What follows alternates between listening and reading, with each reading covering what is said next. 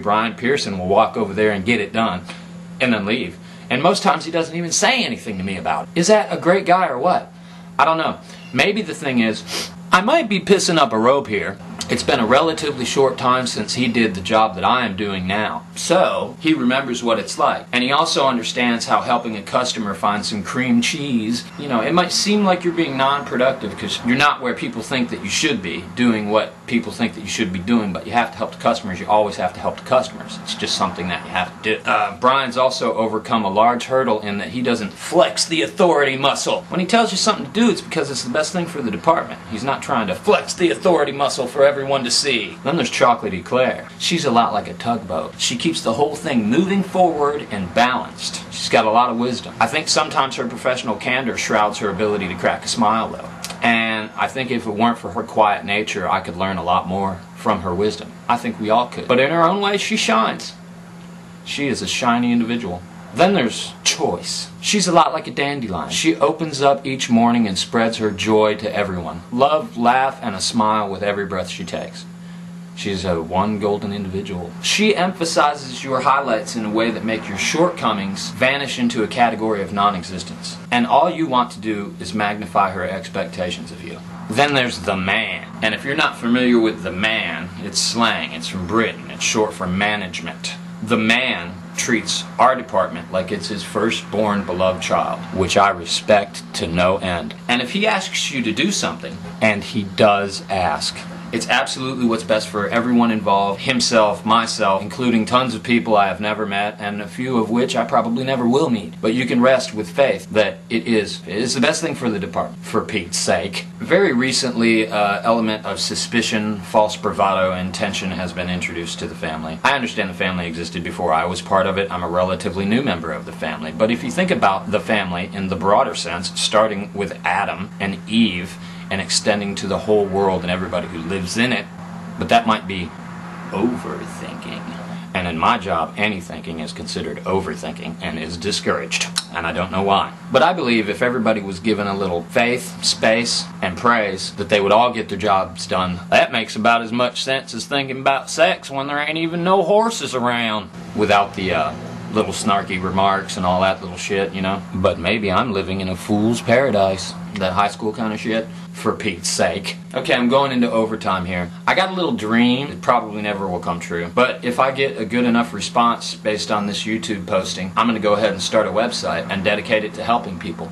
Somewhere out there, there's a guy who needs a coffee table. Also, somewhere out there, there's a guy who's throwing out a perfectly good coffee table. If these two paths could cross, one guy's problem would be solved by another guy's problem of having one too many coffee tables. So, I want to establish a website where people can post the things that they need. The tricky part will be getting people to go to the website who have these things that are ready to throw them away or give them away or whatever. But I'm telling you, if you go to the, I'm just going to say, Situation Army and buy some used stuff, or if you go to the Bad Will and buy some used stuff there, most times what you're paying at either one of these thrift stores is about 2% cheaper than what you could buy the darn thing for brand new. I'm serious. I went to the Bad Will the other day and I saw a $140 monitor. I went immediately to an electronics store and saw a monitor on sale for $79. And it was flat screen and high def. And the monitor that was $140 at Bad Will was one of those old CRT cathode ray tubes, you know, big, clunky, unbelievable. So, if there's a good enough response to this YouTube posting, I'm going to start the website on my own expense. And one of the big problems is people don't want strangers coming to their house to get their coffee table or whatever. So in certain circumstances, I'm willing to be the go-between guy. The coffee table can be left in my care, and I will contact the person who needs the coffee table, and we will arrange where to meet to get it. I don't think that should happen very often because everybody has a place with a great big parking lot. There's a business somewhere in your town with a great big parking lot on a busy street with a lot of public walking around, and you could just meet the guy there who needs the coffee table, and he could meet you there and he could pick up the coffee table. I understand this is going to take up some of your time, but we're talking about goodwill, people helping people. I think people helping people translates to people helping God. My mindset on what we are is probably a little bit different than most. I think we're all a very small, infinitely infinitely small, minute fraction of God. We create a whole world in our dreams, right? I think God's mental capacity exceeds ours to such a degree that He creates our whole world with no two blades of grass being the same, no two trees being the same, no two people being identically the same. And I think He maintains and manages every blade of grass, every person, every bird, every snowflake individually and constantly and all the time, to a degree that no human being ever could. So in that sense, I think we're a small, minute fraction of what God actually is, and we should help each other. When one person's problem can solve another person's problem, we should help each other. When you bring stuff to the Situation Army or Bad Will, they're putting a price tag on it. The price tag is grossly overpriced. It's that simple. So forward this to as many people as you know. Forward it to everybody in your list. Let everybody look at it. Give this thing a chance. My little dream here about setting up a way that people can help people. I'm sure there must be some kind of reward in heaven for people helping people. If you're forwarding this YouTube to anybody else, you're helping in a small way. And God bless you. I'm Christian, by the way. I'm non-denominational. Somebody suggested to me that I should not reveal my belief system because I do not belong to a religion. I'm Christian. I'm non-denominational Christian.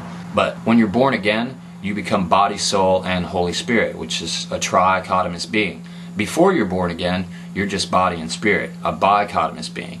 A Christian is actually a new being, body, soul, and spirit, trichotomous. Somebody told me it was kind of like going to kill my market if I revealed that I was Christian to you guys, but I don't believe that that's true. And frankly, I don't care if it's true. I'm Christian. That's what, He died for my sins. I'm not perfect. I couldn't, I am so not perfect.